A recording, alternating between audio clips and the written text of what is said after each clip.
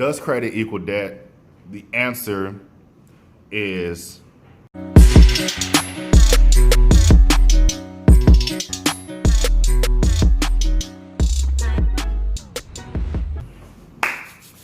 all right, everybody. We're going to talk about the eighth wonder of the world right now, the ninth wonder. There's so many, I don't know. But yeah, we're going to talk about credit. Yep. Now, no, I'm not a financial advisor. I'm more of a financial enthusiast. I have a lot of experience as an entrepreneur. I've undertaken a lot of endeavors. And not only that, but just as a normal, everyday consumer, I have gotten myself in debt, out of debt multiple times, and I understand the process. Mainly, a lot of it really comes down to financial discipline.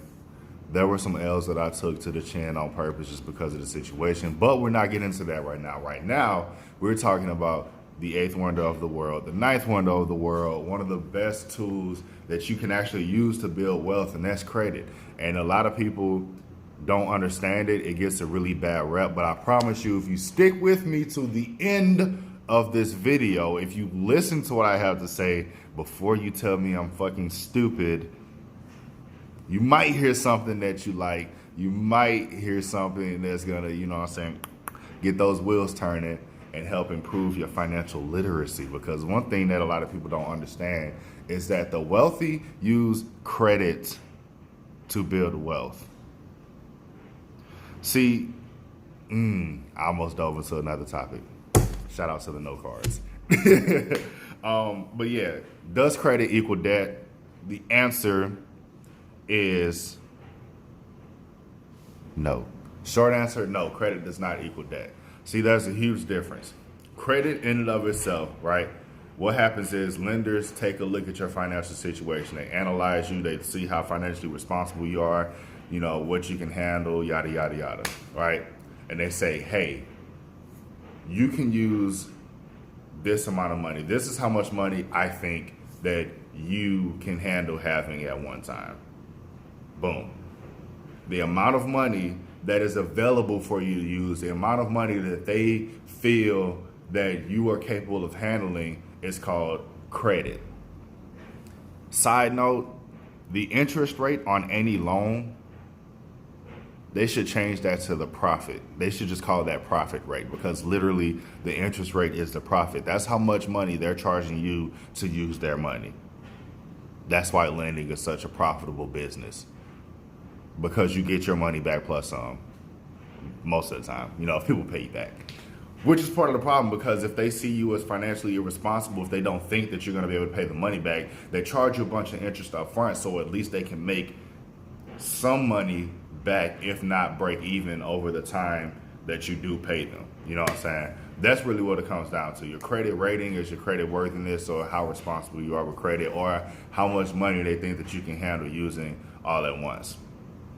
So if what I said to you so far made sense, go ahead and hit that like button. Boom, give me a thumbs up.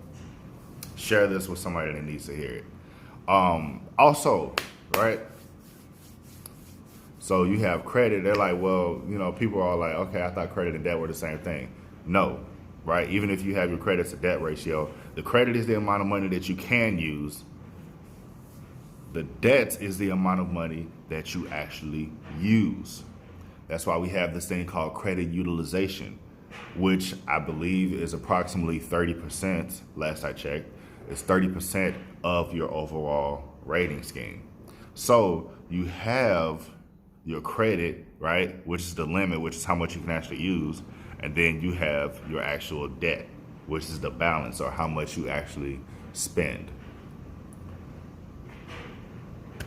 Now, most financial experts, gurus, or most financially literate people out there recommend that you stay below 30% of your utilization at all times.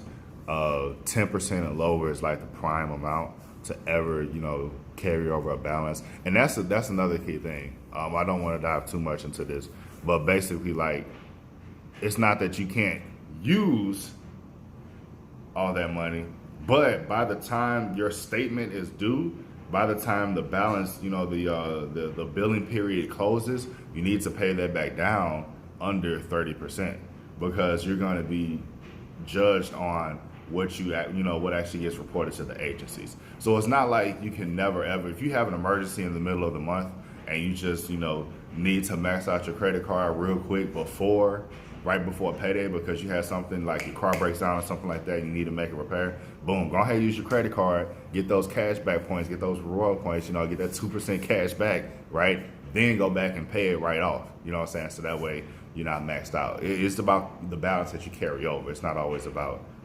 just how much you use. But I'll save that for another video. I'm kind of diving into other topics. Stick to the no card. Okay, so basically, is credit debt? No, credit is not debt. Credit is the amount of money that you have available in order to use. Debt is the amount of money that you actually use. The difference is, or the percentage is your credit utilization, which is about 30% of your score. So if a real quick way to boost your credit score is to pay down your credit cards, right? So that's pretty much it. Is credit debt? No. Credit can build debt. Irresponsible use of your credit can build debt. Not paying down your credit cards can can build debt, right? High utilization can build a whole lot of debt, but credit in and of itself is not debt. Credit is not the enemy. Your own ignorance and lack of discipline is the enemy. Hope you heard something you like. Hit that like button. If you think I'm retarded and you still disagree, give me the thumbs down. Tell me, something that you agree on. Give me, you know what? What do you think? Do you still think credit is debt? Do you think credit is not debt? You know what I'm saying? Give me some feedback in the comment section. Let me know. Peace.